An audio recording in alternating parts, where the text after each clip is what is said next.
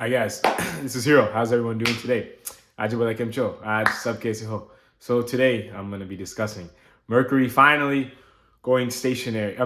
Going progressive in its own sign of Virgo. Okay, so Mercury in August, it went forward in Virgo throughout September. It went back all the way to the beginning of the sign, and then now it's going forward again. And when it went retrograde right at its peak exaltation of 15 degrees. So all three of these components were very big.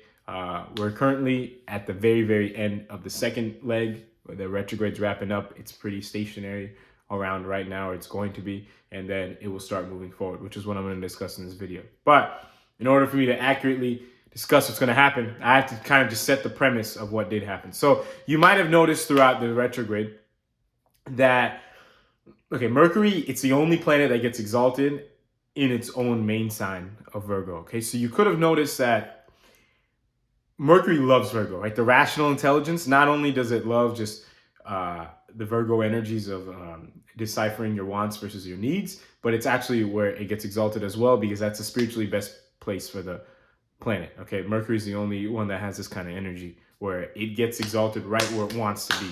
Okay, it's spiritually best where it actually wants to be. Now, you may have noticed throughout the retrograde that any decisions or decision-making patterns that you had that were not good, Mercury kind of exposed them a lot. Now, how much they expose to you and all this kind of stuff, it all depends on your chart. But that's kind of what could have happened at a gist. Now, it could have been very, very, very much stronger than the average retrograde because it was in its own sign. And it started turning around right at its peak exaltation point, okay? And it went back all the way to the beginning of the sign without leaving the sign, okay? So this could have been very, very good to expose your thinking patterns that might need changing, okay? Now, a lot of people don't like that, which is why a lot of people view retrogrades as bad, but you need to understand that, karmically, everything has a reason, and there was a very good reason why this retrograde occurred. Now, it's going forward. So you have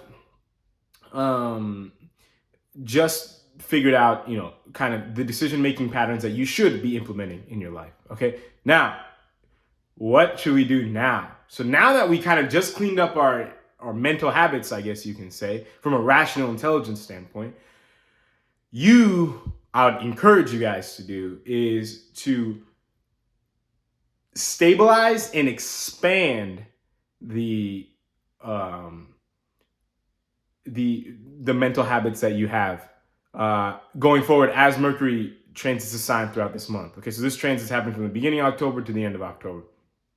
Okay, so Mercury also owns Gemini, which is a planet that mainly governs expansion. Okay, it's a natural third energy sign. So it governs. It's the first air sign, which is kind of like you said, the most primal air sign.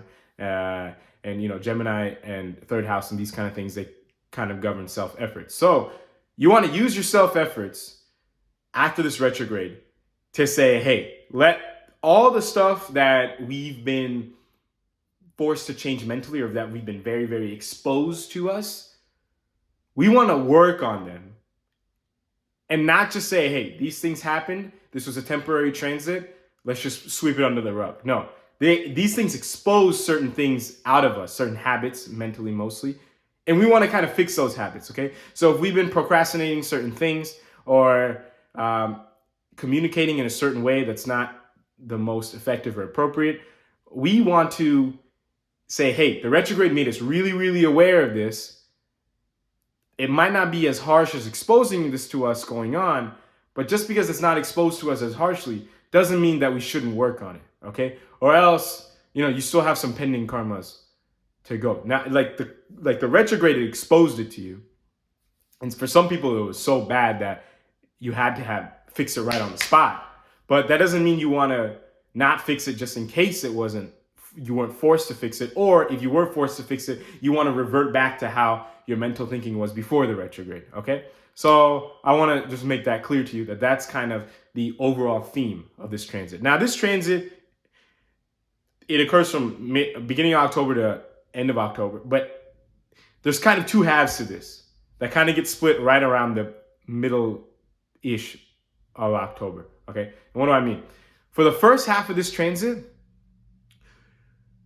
Sun and Venus is in Virgo with Mercury.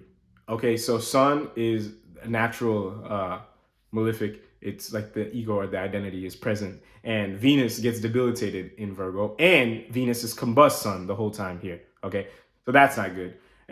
Or it has its challenges, excuse me. And the second half of the transit, yeah, sure, Sun and Venus leave Virgo. But now Mars moves into Gemini. And now Mars is in Gemini, which is Mercury's other sign, and it's aspecting Virgo, which is Mercury's other sign and where Mercury is now. So I'm kind of going to discuss those two halves right now.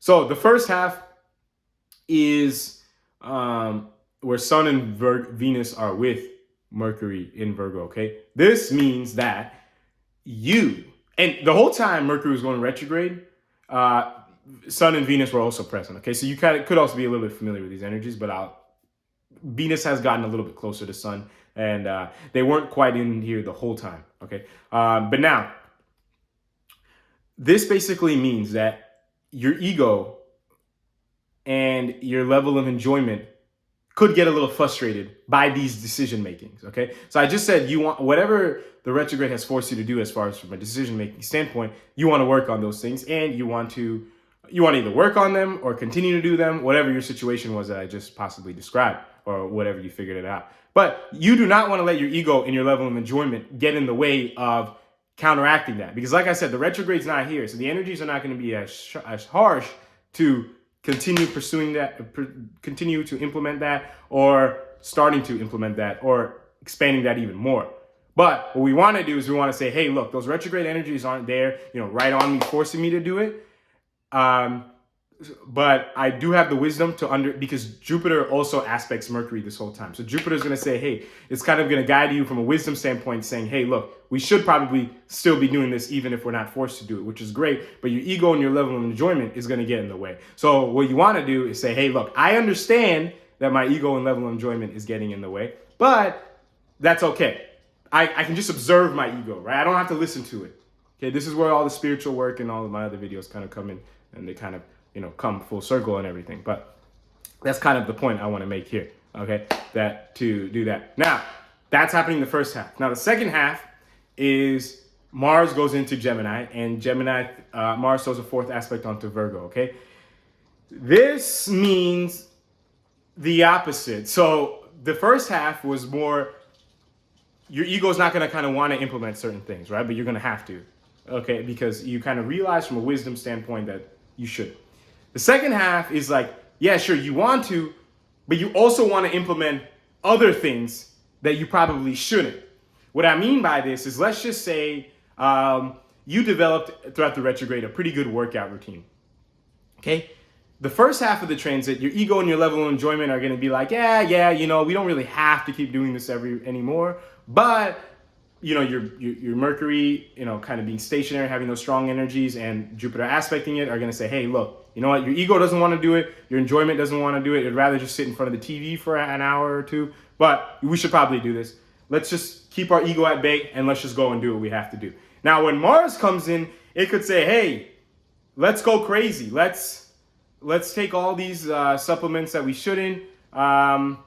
Things like this. Let's really over push ourselves in the gym, stuff like that, like out of anger or something, lift more than we should, or things just out of control. Okay, so I just gave one example, but you'll probably, if you're somewhat spiritually elevated, you'll see how this example or how this energy will flow through your life. So just be a little bit aware that when Mars goes into Gemini, that now to watch out. So at the beginning, you're kind of going to want to push yourself a little bit to, I guess you could almost say, continue the retrograde energies, okay? Because you don't want to let Mercury slowing down and start going forward. You don't want to let your Sun and your your Sun and your Venus, overpower the Mercury again in its own sign, because it's kind of stationary and things like that. You don't want to do that, and it's kind of far away, and it's at the end of the sign. That's fine. Okay, so you're kind of going to want to use Jupiter's help to kind of push you to continue flowing in the right direction. But now when Mars gets there might be like too much of a flow. And then you're gonna kind of want to when Mars goes into Gemini and Sun and Venus get out of Virgo, there's gonna be too much of a flow. And then you're kind of gonna want to sit back and observe a little bit more before you do anything. You're going to want to do a lot of things. And you, like I said, you're just going to kind of want to keep that energy a little bit at bay and use it when it's appropriate to use it. Okay. So I think that's pretty much it for this video. If you have any other questions, you can watch my other 2 Mercury videos before, when it went forward in Virgo the first time and when it went retrograde, if you have any other details. But yeah, that's it. If you have any questions or comments, you can let me know. And until next time, I'll talk to everyone later. Thank you so much for watching.